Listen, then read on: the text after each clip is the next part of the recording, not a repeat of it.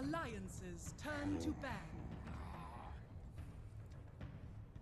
Alliances turn to ban.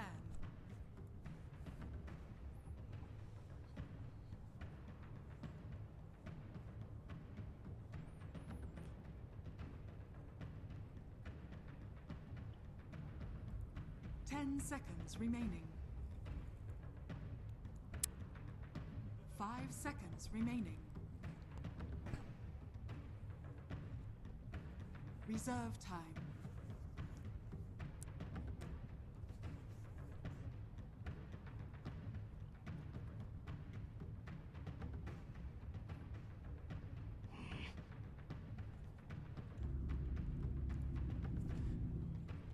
Welcome, ladies and gentlemen, here to one of the first games of Day 2 of the group stage at TI6. I'm ODPixel, I'm joined by Draskell. We're here ready to introduce you to and run you along the course of this two-game series between Alliance and Na'Vi. S4, Ake, Loader, EGM and Bulldog ready to turn up to the battlefield to go head-to-head with Seneko, Artstyle, Dendi, Ditcherat and General. Andy, the draft is coming out thick and fast, and already Alliance opening with the Ogre Magi and Na'Vi responding with the Batrider Disruptor combo. It's interesting to me that, you know, Alliance going into this series, I mean, they obviously banned the Sand King because they know that Dendi and General both play the hero. And they're crazily good with it. I mean, they're very, very good with it, and they've had a large amount of success. But this series in particular, there's always this feeling of the games are crazy no matter what happens. Right, and just seeing the Batrider, seeing the Disruptor, the Ogre Magi on top of that too here for Alliance with that opening, it just seems like we're going to be seeing more of the same. A lot of aggression between both teams. You know, we saw Na'Vi, they're still loving to pick Dro when they have the opportunity, which interestingly enough is still ignored at this point in time. And both teams just want to try to go for map control as fast as humanly possible. So I'm looking forward to it a lot. Both these teams and their group, of course, this is Group A. Right now, Alliance are 1 point ahead of Na'Vi currently. But this match, very important for both teams because Group A is quite tight right now. There's only like 1 point difference between even 6 teams down to towards the top. It's a very important game. It really, really is. And maybe more so for Na'Vi, obviously, after day one, some people saying that, you know, Na'Vi didn't do as well as expected. It was a tough opening for them. But coming into day 2, they've had their sleeps, they've had their breakfast, they've had the cereals, they're ready to rock and roll. And Alliance coming into this one. I did a little poll, of course, on the old Twitter to see what the community was thinking. Pretty much 50-50. You know, both of these teams, they have huge fan bases. I can imagine, I can only imagine how hectic Twitch chat is right now. Everyone pretty much insulting each other. So everyone hold in there. It could become brutal. Don't hurt each other's feelings too much. Absolutely not. If we could spread a little bit of love in chat and have some F's and Bible thumps for the Fallen when the battle does begin. As this one could get messy, for sure.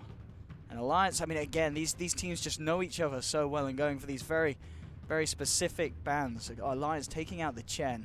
This is something you only ever see done against someone like Na'Vi that are still a team willing to run it. That's very true. And the other thing is that even going back to Starlighter, Na'Vi are the type of team who they will snap pick up a jungle hero as soon as they see both supports from the opposing team, assuming that the jungler can actually get something done. So just doing their homework.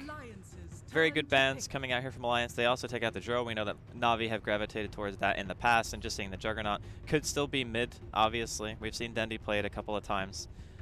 I think that the Nyx ban makes a lot of sense. It's really good against Batrider. Very frustrating hero during the mid game to play against. Still something that Alliance could have fielded if they felt like it was necessary, but it's pretty even so far. I don't necessarily give either one of these teams an edge. No. I would say, though, that depending on who plays,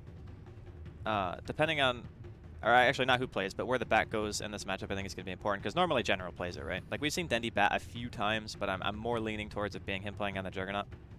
And we'll have to see what his matchup is. And I do like as well what Na'Vi have done it with their draft. They've gone, we'll pick the Batrider. Oh, you'd want to pick Disruptor against it, we'll take that. They pick the Disruptor. Oh, you'd want to pick Jug against that, we'll have that as well. And Alliance, indeed, the Hold Cottle Bristleback combination. I like it. And I mean, it is going to be a loader Bristleback, isn't it? Of course. I think it's gonna, it's gonna most likely be a loaded Bristleback. It can be a dual aggro lane. It can be a tri lane even, because Keeper of the Light having the chakra with the Quill Spray, it does of course reduce the cooldown of Quill Spray, so you can just deal a tremendous amount of damage. It goes through even spin, so if the Juggernaut was going to be safe lane this game, you can still do quite a bit of harassment and maybe pressure the Juggernaut. Again, depending on if Na'Vi are going to be setting that mid or not, we have yet to see, because they just picked up Artstyle, one of his most notable heroes. After seeing that Chen is taken out, they're going to go with the Enchantress. In regards to the bans, I think that Alliance wanted to get rid of the Chen because it's more of a 5-man oriented hero, and it's also someone who buys mech. And I think that the early push is more what they're scared of rather than the late game transition. And S4 getting his hands on the hero that was named after him. We do love it. We do love a bit of Magnus, and especially when it's in the hands of S4, as you said, the son of it himself. That is, yeah, it's already stepping up to be the game that we'd hope to see. I mean, I can't remember ever being disappointed to see a Magnus pick. He's just such an impactful hero who has a lot of weight on his shoulders. It really is, you know, you hit that spell, you win the team fight. It's so key and so crucial.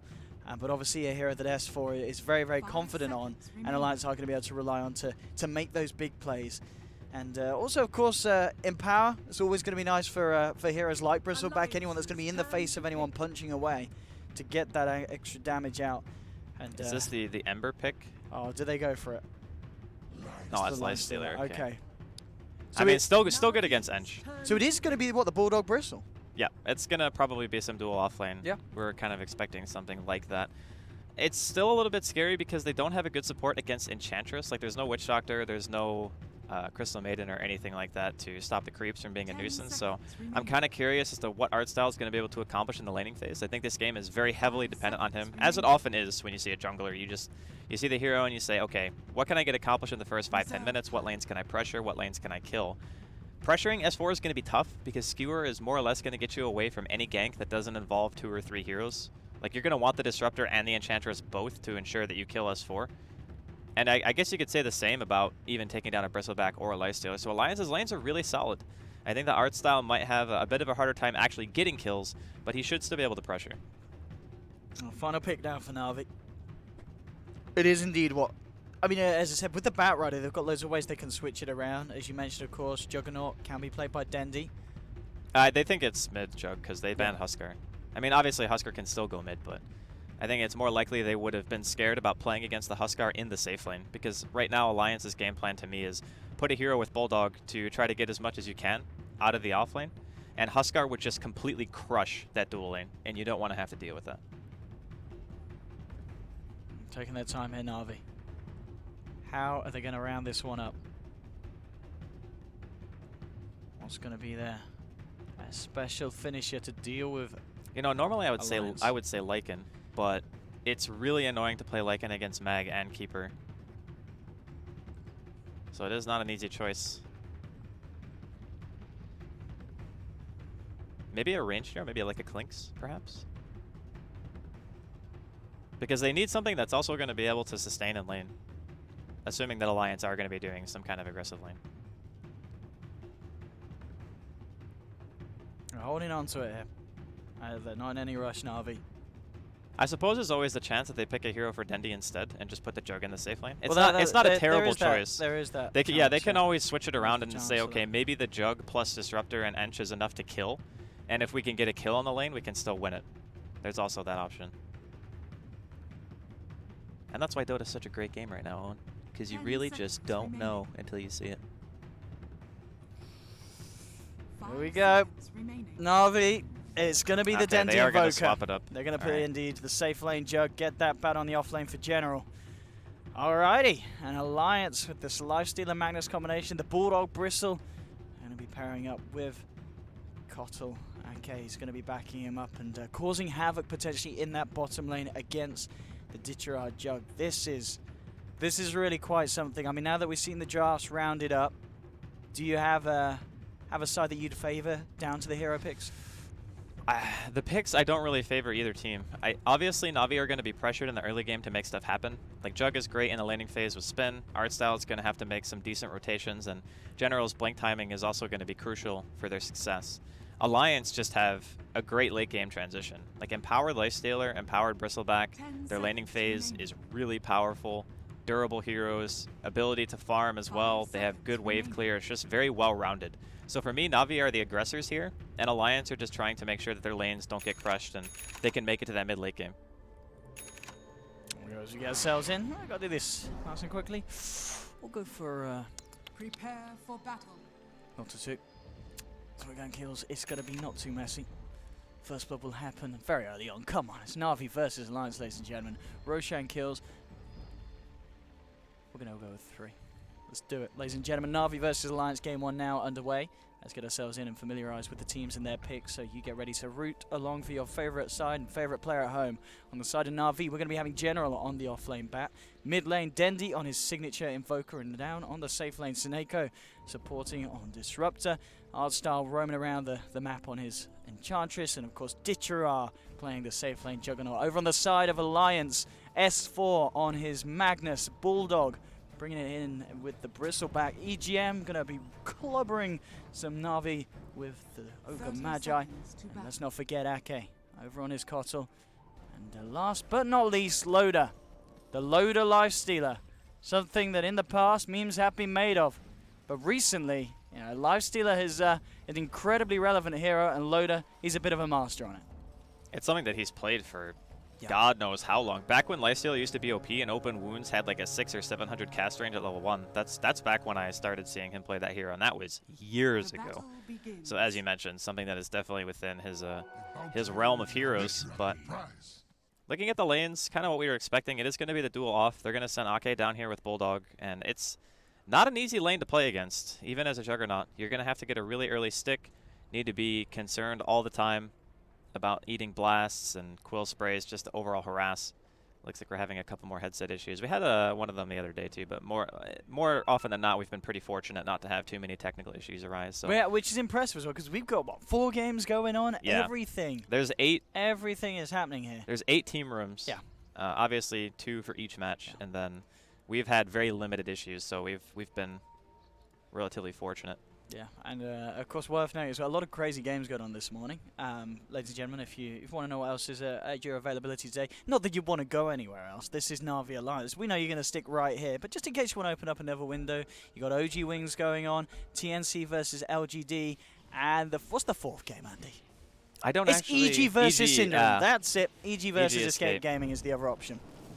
But here we have here. This is the match that counts, Na'Vi Alliance. Alrighty, General starting to skip the creeps away from the top lane.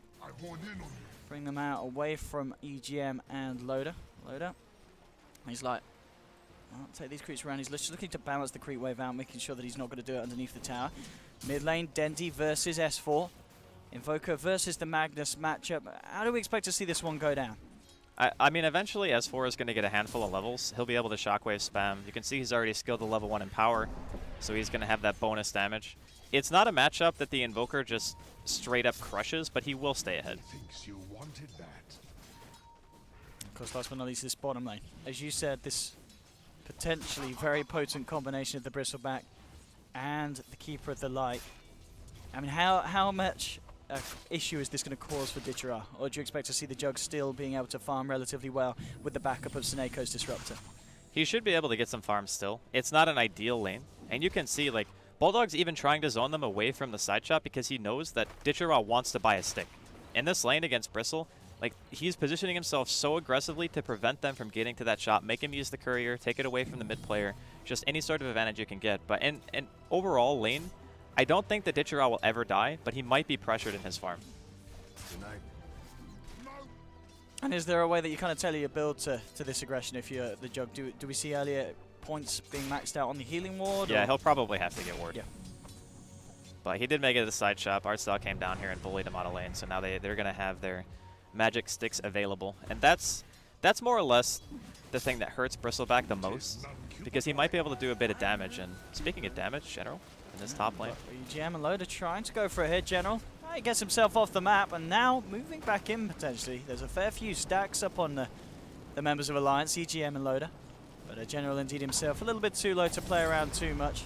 Comes back in for an ignite. Bottom lane, Bulldog. Okay, they've trapped him out as Artstyle comes in with a rotation. Ditcherar Blade Fearing is the face of the Bristleback, and there we have first blood for Na'Vi as they punish the Bristleback thanks to an excellent rotation from Artstyle coming into the lane, which certainly was seeming to be the hardest for Na'Vi in this early game. Now, those were perfect creeps as well. He had a Troll and he had a Centaur. So as soon as a Glimpse comes in, you get ensnared, then you get Centaur stomped, and on top of a Spaniard instead. And that's why we were saying during the draft, it might be better to just put the Juggernaut in the safe lane instead of going mid, because it offers you that kind of damage to where you can kill a Bristleback, because normally he's just too tanky to deal with.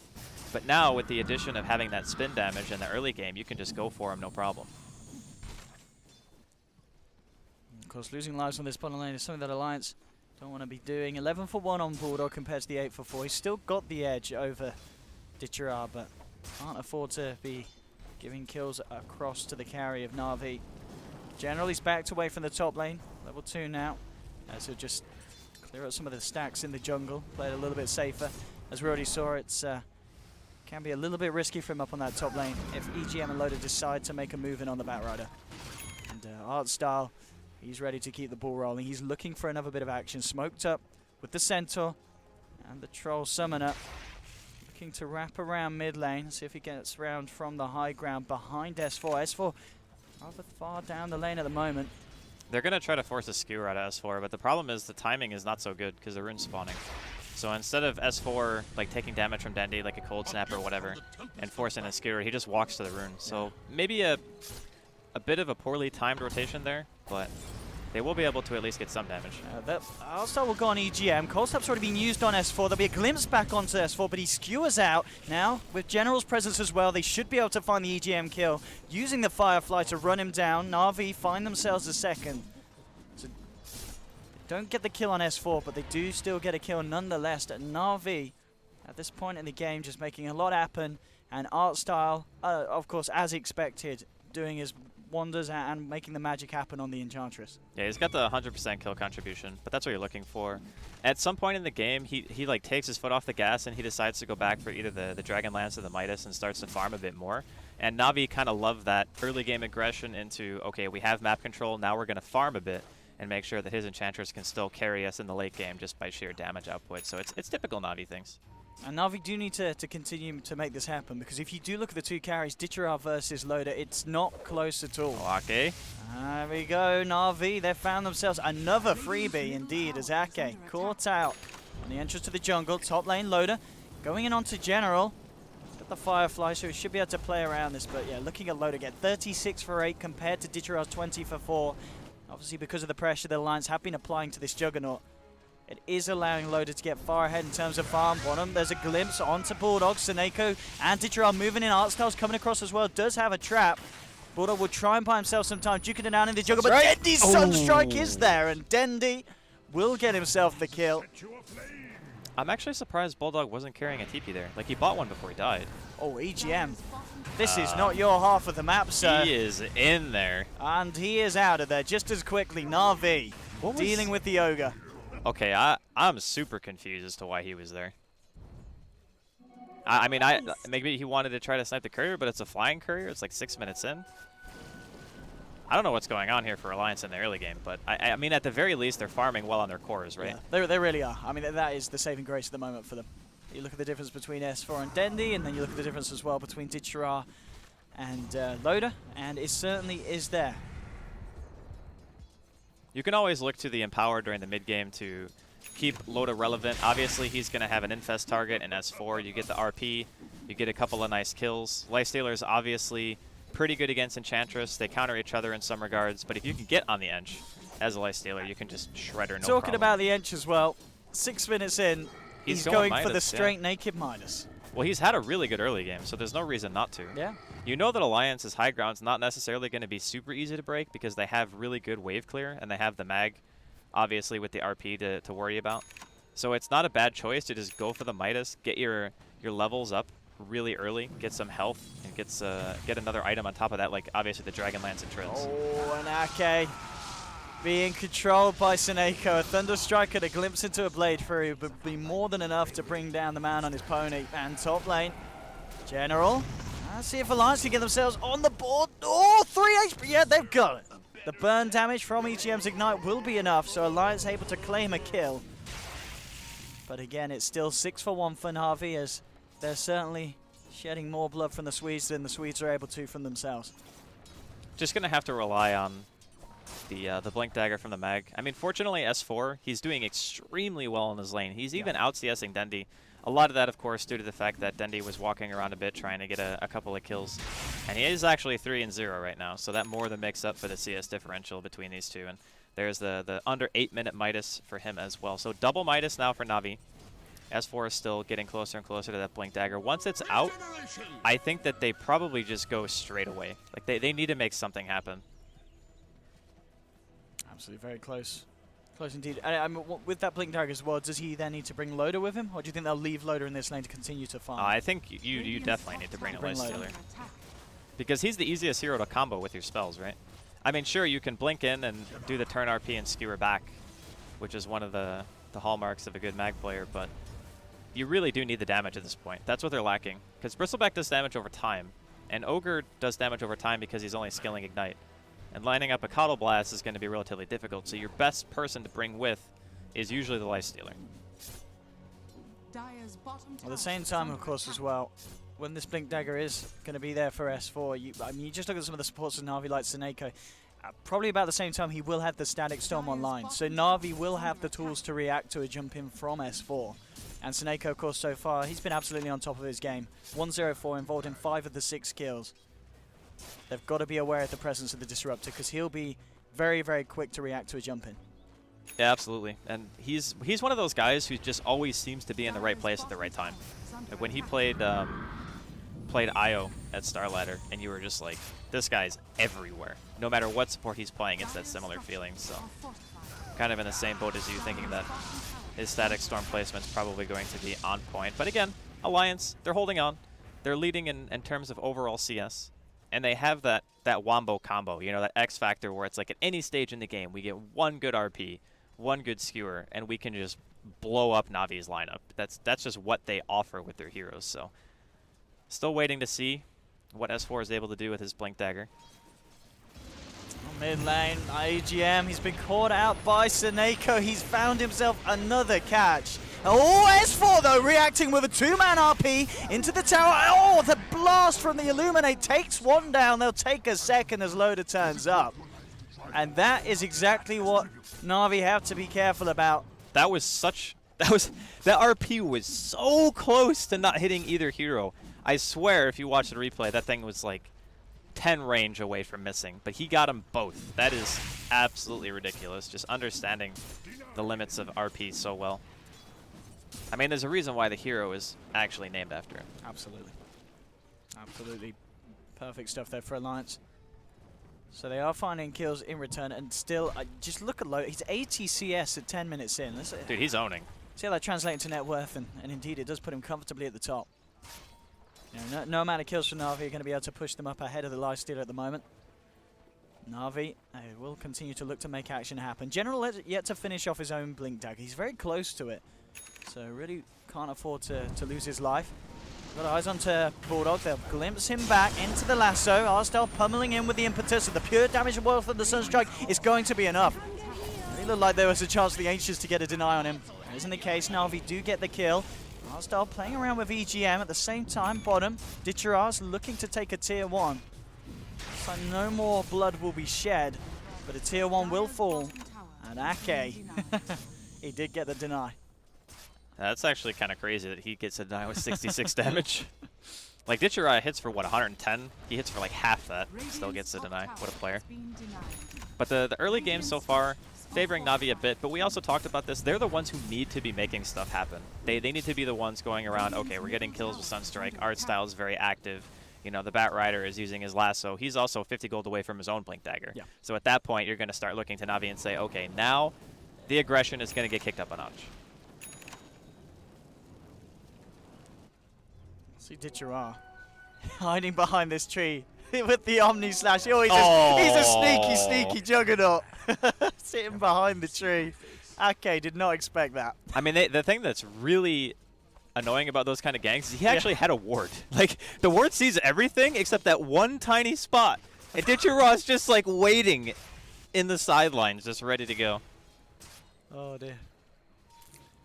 Oh, 9 for 3. And Ditchera, with these kills, still not quite on the same level as Loader. Loader's free farm has really been off the charts. Yep. As he, I guess, works towards the Echo Saber on top of the Phase Armlet Blightstone. And he's going to be punching very hard, very early on.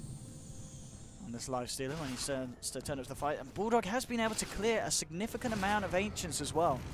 Started helping catch up. Bottom lane going in onto EGM. Let's see if Alliance want to react, or are they going to just let EGM die? S4 is hanging around, does have an RP. We'll see if he thinks about using it. You can see Loda's turned up. He's looking to chase down Seneko at the same time. General's got eyes on Bulldog, has the lasso, but there we have the RP. S4 brings General back. They've already lost 2 though, Alliance. Ditcher's still hanging around. The blinding light from Aki will stop the punches. It isn't going to stop the Blade Fury, but already General and Ditcher are backing off. Loda's coming across. Open Wizard 4 seconds, but S4 jumps in, takes down General on the Batrider.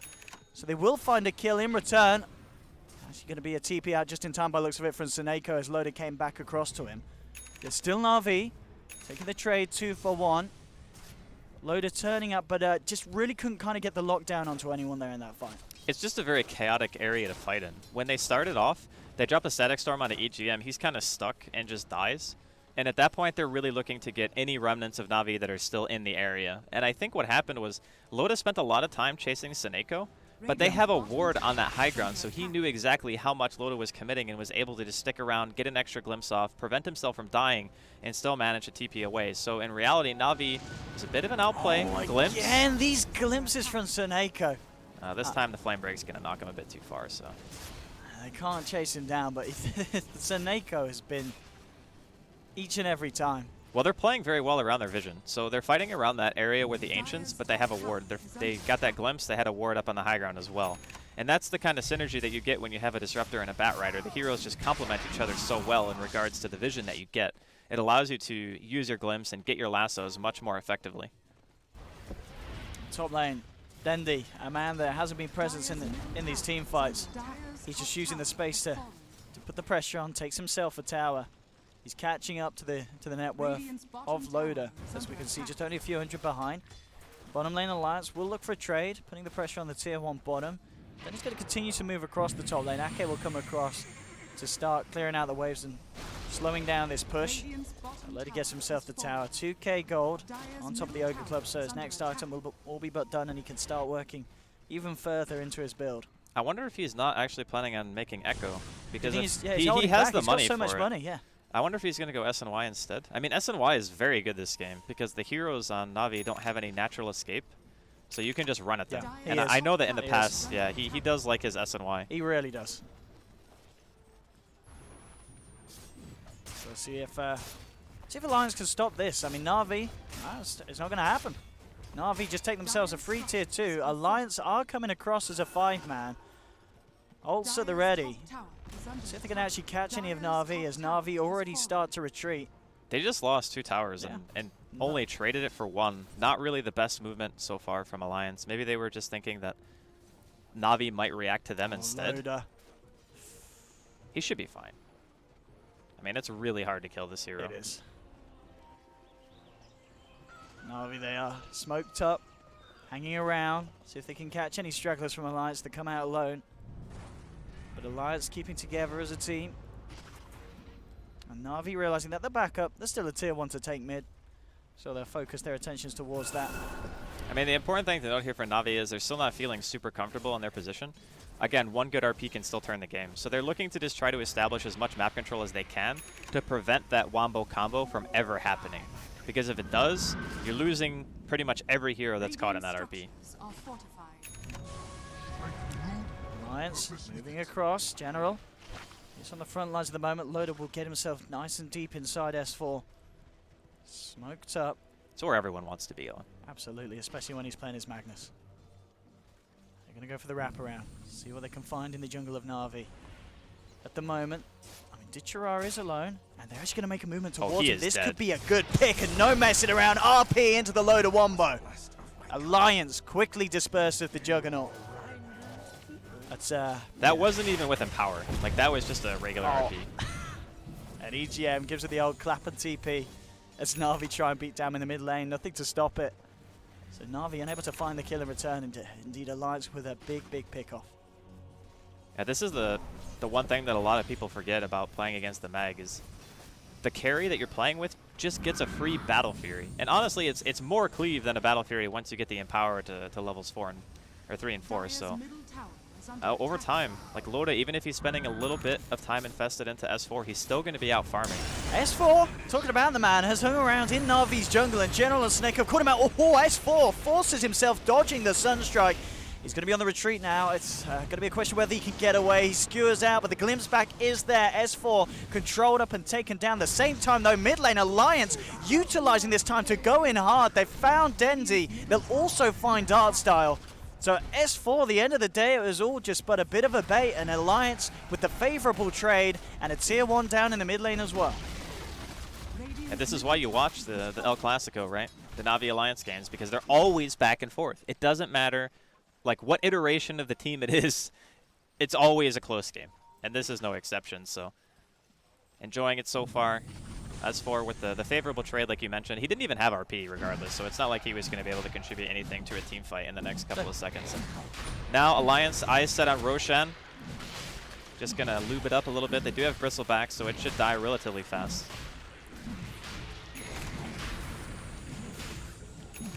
Let's see if they can do anything about this Na'Vi. They've got a Sunstrike. They'll know what's up. But Roshan indeed falling far too quickly for Na'Vi to react to an Alliance. They'll be able to claim themselves the Aegis. Loda puts it in his pocket.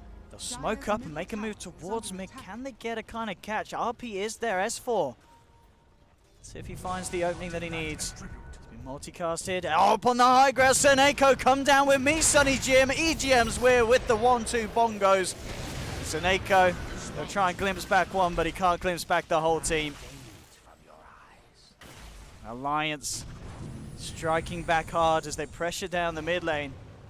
We may have seen them give up a free tier 2 up top, but now it'll be them taking the tier 2 from Na'Vi. No disruptor for this defense. Indeed, with the damage of the Empower, this tower's going to fall. And Na'Vi are doing the right thing, though. They realize that fighting into Alliance's 5-man when you're not actually trying to defend a tier 3 is not the play. It's just too risky.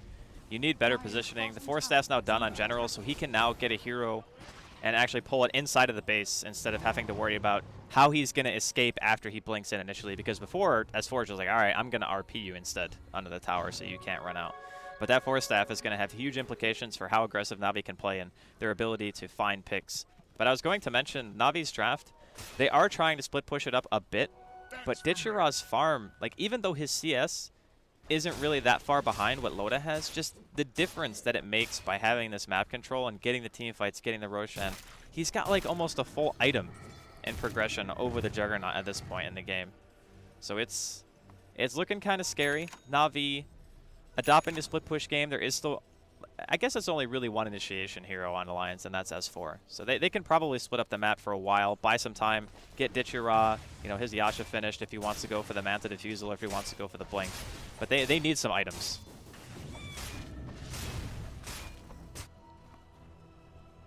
And at this point, I mean, is it a case of Na'Vi wanting to wait for Alliance to come to them? I think that if you're fighting into a Loda Aegis and a newly completed Desolator. Yeah, if you see that they're split and you see them farming multiple lanes, then you absolutely try to go for a pick, and that's what General's looking for right now. But the problem is he needs another hero, and it looks like Dendy is going to be his partner in crime here. S4 as well. There we have it onto Ditchira. Jesus, there's just nothing. Like if you get smoke RP'd, there's nothing you can do about it. You're just dead. I even had an Invis rune as well, though, Magnus. Oh, that was an Invis. Yeah, it wasn't a smoke. There was okay. no chance that he was getting spotted out. Yeah, but the problem that Na'Vi are running into is that even if an RP is committed on one hero, it's not like they can just go take a fight. They still have to wait for an opportunity. They have to wait for Alliance to show on the map and be split and use their wards to their advantage. But the issue is their ward coverage is only really around the river, whereas Alliance have a much more spread, aggressive type of vision. So that's kind of what you want when you know that you have the map control. And unfortunately for Na'Vi, the vision that they have is only really telling them that Alliance are on their side of the map, but that's not enough. You know, they still can't take an engagement based off that information. Lead Alliance take a tower. And the line has been drawn. They want to just finish out all of these outer towers first as the tier 2 next on the menu. Beatwave is beginning to push in. Dendy's the lone man up on the top lane at the moment. I'm sure they'll realize that Alliance is making a move over. No RP for S4. Still on cooldown. So unlikely that he himself could control Dendi up, but he'll just jump forward, clear out the wave, and start to get this push going on. As Na'Vi are left to clear out the other lanes. Also big item pickup, of course, for the Keeper of the Light. 22 minutes in. Ake has his Aghanim Scepter complete. Yeah, Ags with the quelling and the gem. So this is pretty much a day stalker, if you want to think of it that way, because you can just deward everything. You get the vision. The thing about this hero in particular, once he has Aghanims, is his sustain is unparalleled. The Illuminate heals everyone that it hits. You have chakra. You can summon people back. This hero is like the epitome of sustained siege. That's what you want to do, like, no matter what. If you can hit the tower and get out okay without getting like lassoed into the well, you can just keep going forever, pretty much. But as you said, Na'Vi continue to do exactly what you mentioned earlier. They're playing the style with Ditchara consistently pushing out the bottom lane. Dendi keeps making an appearance up top as Alliance are just grouping up as 5. But indeed, we're going to see the strength of this push from Alliance as they'll take down the tier 3. Can they get a Rax as well? Watch S4 has the RP available on the side if Na'Vi jump in. Alliance looking to refuel. We'll see how heavy they want to come back in with the next creep wave. They got any big items coming out? What's on the courier? It is the Sanj completion for Bulldog, as he himself is starting to become a real bit of a beefy man. Vanguard, Mech, and Sanj.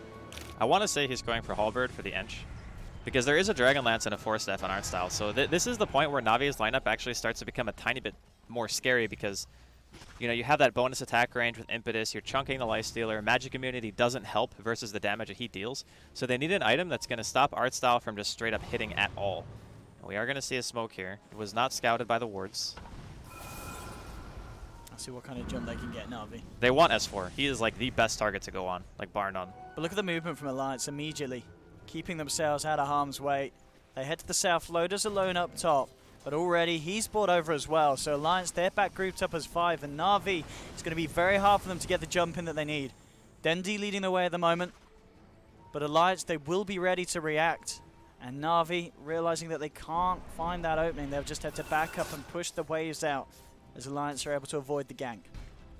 You know, actually, they might have seen, not necessarily them smoke, but they could have seen like the outer edge of the smoke, because the ward sees a little bit into the base. So there is actually a chance that Alliance saw that, but I mean, they just reacted so fast that it seems like they did see.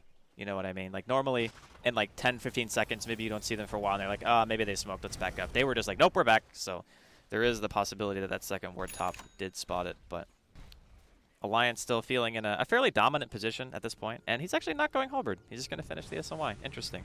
I thought that he would go for the effective HP build and just have something to counter art style's item progression, but I guess they're just not worried about it, because it is daytime. You can just sustain with Illuminate forever. Heals for like, what, 550 or something like that? Oh, General, quick to jump, bringing Bulldog straight into the base. Alliance Loader moving in on R's top with the Ghost Scepter, keeping him alive. S4 does have that RP available. Digira's going to blow the Omni Slash on Bulldog, but Alliance, they're still alive. The sustain from Ake's Illuminate is too much. Impetus not going to be enough to bring Bulldog down. S4 at the moment just spamming out the Empowers. He hasn't needed to RP yet, but Alliance, they're fine. The heals again from Ake, allowing them to stand their ground. Loader trying to move in, won't find a lock onto any hero, turns back towards the barracks. RV are slowing them down for the timing. Now the glimpse onto Loader. The Impetus coming in, but again the heal from Ake. Loader jumps in and out of Bulldog, and he's fine. They'll finish off the melee racks, get the ranged racks as well. The push is successful, and Na'Vi just can't stop this power. Their lasso needs to guarantee a kill. That's how they stop a siege. And the problem is they went on, like, arguably the tankiest hero on the team, maybe barring Loda. And like you were mentioning, the Illuminates are just keeping them way too healthy. There's not enough damage that can be dealt. Like, Ditcherot doesn't even have his lasso, or excuse me, his Omni Slash anymore. General jumps in, but he's been multicast. S4 with the skewer forward. Ditcherot will play Fury, trying to finish off EGM, but they're just so tanky. The sustain is too much. And Bulldog, he's just sitting on the front lines, hitting the racks. Now he'll look towards Dendi. Na'Vi being forced back into their base, as Alliance have all the space in the world to finish off another set of racks here. 2 heroes down on Na'Vi, and it's all very quickly falling apart, and GG indeed, Alliance. There we have it, S4 finishing in style with the 3-man RP, hitting them so hard the Seneco's DC'd. Oh, wow. Na'Vi, they had a strong start, but Alliance's draft, Loader's Lifestealer, got all the farm in the world at the start. We said at the beginning that this this is a hero that he is incredibly proficient on. And, I mean, that 22 minutes Aghanims on the Keeper of the Light was pretty crucial for those high ground pushes. Ake just sat at the back, giving heals out for days. Yeah, that was dirty. Without the Cuddle Eggs, they would have actually died there. Yeah. And that could have potentially given Na'Vi enough time to reset, you know, maybe find one more pick off, get more farm on the Juggernaut. Because that's really the issue. So your Juggernaut buys back.